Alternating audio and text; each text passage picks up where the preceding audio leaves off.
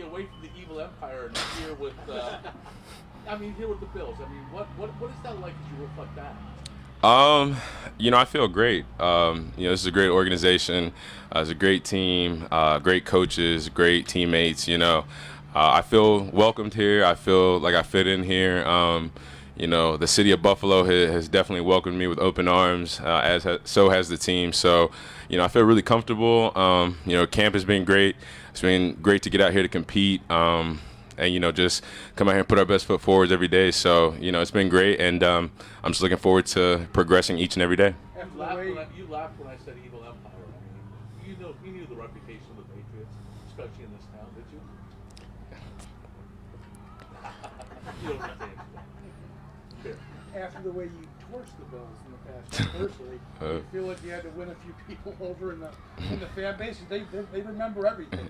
It's funny because all I've heard since I got here, especially from the fans, is we're glad you're running with us instead of against us. So it was good that I didn't feel like I had to do too much. I feel like once I signed, everybody was kind of happy. Everybody was a little relieved. So it was good. Like I said, just to be welcomed with open arms. I know this is an incredible fan base. The best fans in the NFL. So, I'm glad to have them cheering for me instead of against me now. That win game a few years ago when you broke the long run. Mm-hmm. Is that one of those games that you kind of always remember because of your impact, but just the weather that day or that night?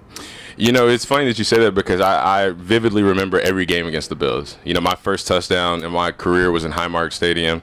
Like that game, like you said, another one of the best games of my career was in Gillette against the Bills. I don't know what it was, but I felt like this organization always kind of brought out the best of me as a competitor. So, I feel like now that I'm here, I can still feel that pumping through me. So, I feel even more juiced up now, and I feel like, obviously being coached by these great coaches, my teammates pushing me, it's just pushing me to be my absolute best.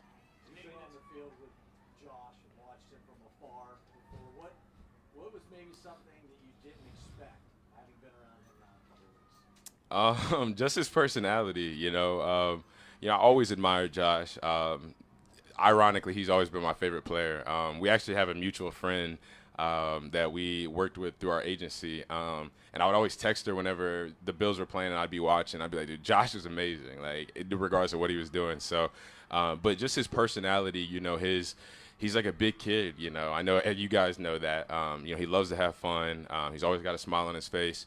I was actually having a conversation with him yesterday during a walkthrough, and he's just talking about I'm always in a good mood. I'm always happy. Nothing can break that. And I respect it. I admire it. And, it's very infectious throughout anybody that comes in contact with him. So, it's been a I wouldn't use the word surprise, but it's definitely been something that, has that I've liked to get to know that side of him. Obviously he's a great football player. And, when we're between the white lines, he's very serious. He's about his business. But, outside of that, he likes to keep everybody engaged, keep a smile on everybody's face. And I think that kind of personality and mentality, it keeps guys fresh mentally and, ready. Hey, there's my friend back there. Hey, what's going on, twin? What's up, pal? Yeah, it keeps all of us, like I said, it clearly rubs off on all of us, so it keeps guys locked in and, having a good time during the dog days of camp. That description sounds just like James Cook. Tell us about him, though. What have been your impressions of him? Good old Jimbo.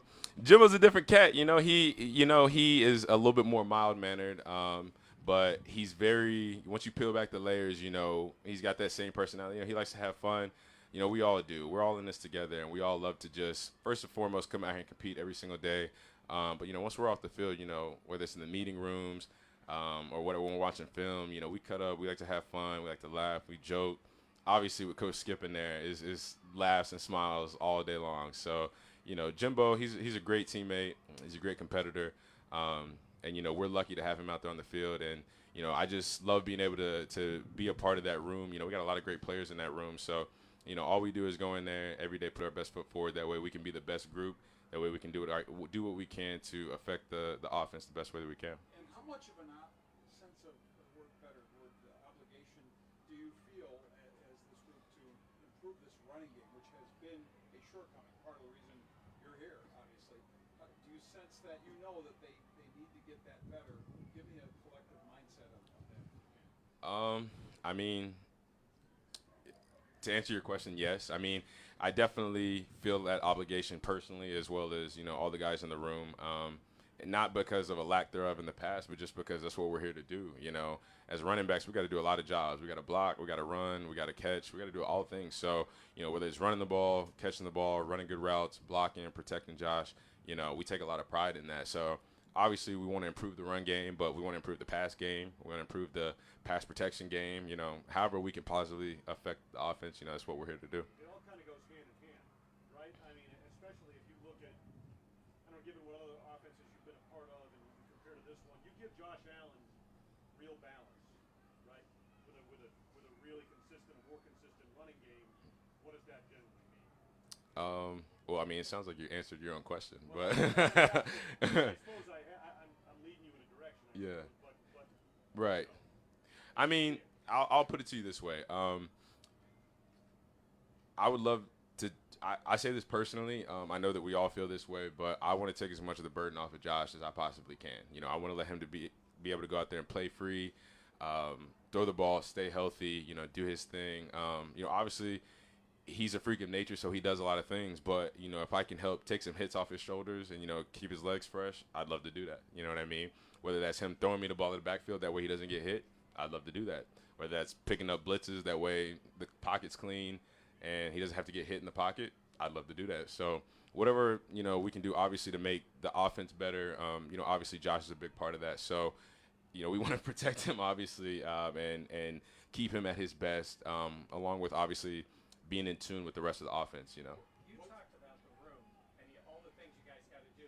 We tend to look at the running back position as you guys having certain skill sets that maybe work. Murray's a bigger back, Cook out of backfield. Do you guys ever look at it that way? And if so, what specifically do you feel like is your best skill to bring to this running back room? To answer the first part of your question, it doesn't matter. We know that everybody outside, no offense, you guys obviously have a job to do, but everybody on the outside looking in, they have to label us, this guy can do this guy does this guy brings this to the table. But at the end of the day, Coach Skip, he coaches us all the same.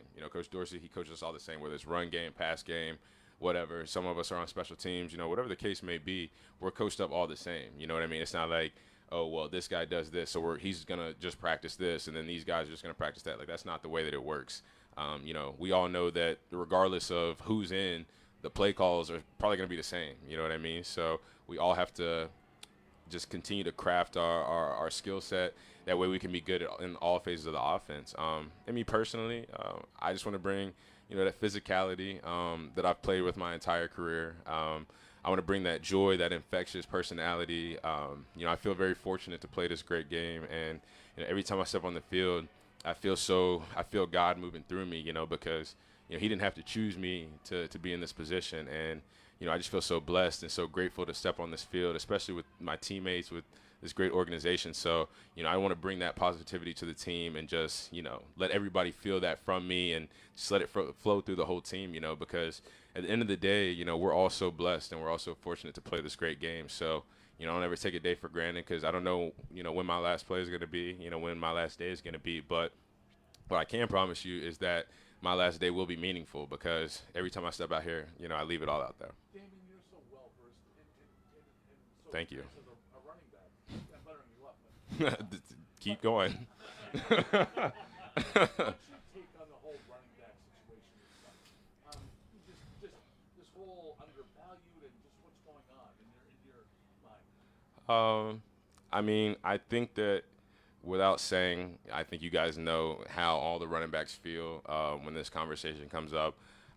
I choose not to speak on it right now because at the end of the day, I signed my name on the dotted line and my ink is dry and I'm under contract. So me, talking about it's not going to affect my situation right now. I'm all about being in the present, being where my feet are. And as of right now, I'm a Buffalo Bill and that's what my focus is on. It's just being a Buffalo Bill. is it fair?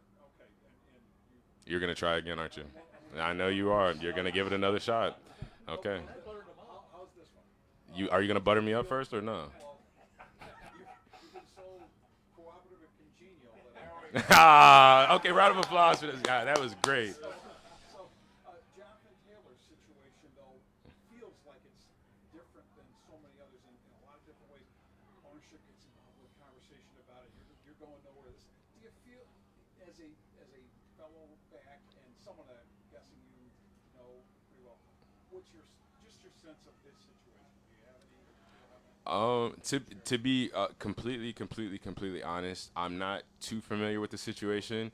I'm not on social media right now. It's camp. I'm in my playbook right now. I'm in the meetings and stuff. So I'm not really on social media. You know, I know that he requested a trade, and you know the ownership is saying something. Like I said, I'm not too familiar with it, so that's not something I would comment on because I'm not very well versed in that. Damien, What's it like? one of the questions that you got asked about earlier was what you learned about Josh. Is there anybody you maybe didn't know about a lot that you have learned from the time that you got here that surprised you, whether it be a single person or even like a position group? You know what surprised me the most is I learned that Matt Milano loves house music. He loves the real upbeat, like like we were doing. We were getting massages last night. A couple of guys, and we literally had a full on like house music DJ fest. It was like me, him, Big Greg, Quesenberry. Even Tim Settle came in, and he was kind of vibing with the house music. So I think we had a pretty good playlist going. I think we got it pretty down pat. But that was I would say about an individual person. I did not expect Matt Milano to be a house music fan, so that definitely surprised me. You got Matt to talk, actually? Yeah, well, yeah. No, yeah, it really, because we had a full conversation about house music. Because I'm not gonna like I'm not the biggest house fan. Like I'm not the biggest in the world, but I dabble a little bit. You know what I mean? I dabble. So we would go back and forth comparing this song to that song. Plus, Matt, he's a New England guy. He went to BC and where I was in New England for a little bit. So him and I have like a small connection from that. But I think I got Milano to open up a little bit. I don't clearly not too many people know he likes house music. So I definitely just outed him on that, and I do not care at all. So if he's got a problem with that. Yeah, I'm trying to hold on. What was his favorite song? Hold on, let me think. If I had my phone, I can't think of the name of it, but if I had my phone, I would play it. But You mentioned how just naturally players get categorized, lumped into this guy does this guy does this. Last year at New England, Ramondre got a lot of catches, but you're a pretty smooth catcher of the ball, even though that wasn't your primary running back role, if you will. Just what do you think if you this is a passing offense? If you get the opportunity to show that ability, how do you feel about showing off your catching ability here? I'm trying to think of how to answer this question. It was a very long-worded question.